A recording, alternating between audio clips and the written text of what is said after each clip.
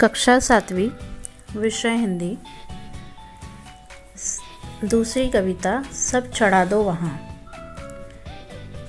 कवि है डॉक्टर विष्णु सक्सेना।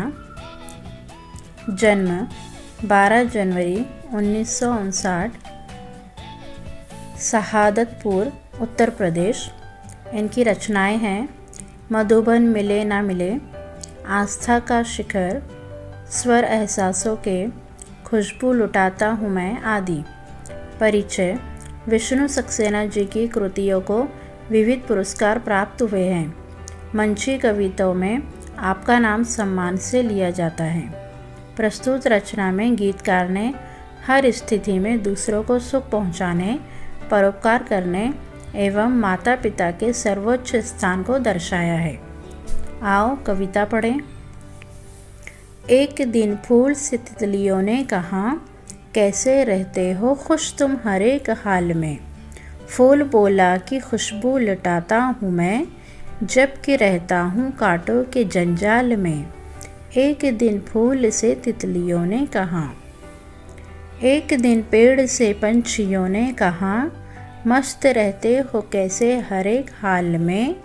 पेड़ बोला कि मिलता मुझे इसमें सुख, बांट देता हूँ जो फल लगे डाल में। एक दिन फूल से, एक दिन ओठ से आँख ने ये कहा, मुस्कुरा कैसे लेते हो हर एक हाल में। ओठ बोले है कोशिश किसी आँख से, कोई आंसू न आए नए साल में।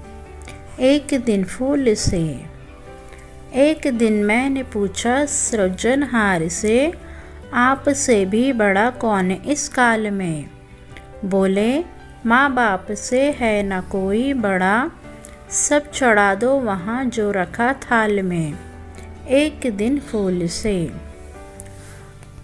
आओ इस कविता का सरल अर्थ देखें। कवि डॉक्टर विष्णु सक्सेना कहते हैं कि एक दिन तितलियों ने फूल से पूछा कि तुम हर परिस्थिति में कैसे खुश रहते हो।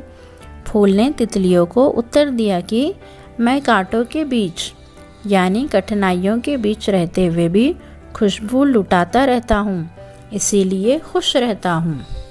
कवि कहते हैं कि एक दिन पक्षियों ने पेड़ से पूछा कि तुम हर परिस्थिति में कैसे खुश रहते हो।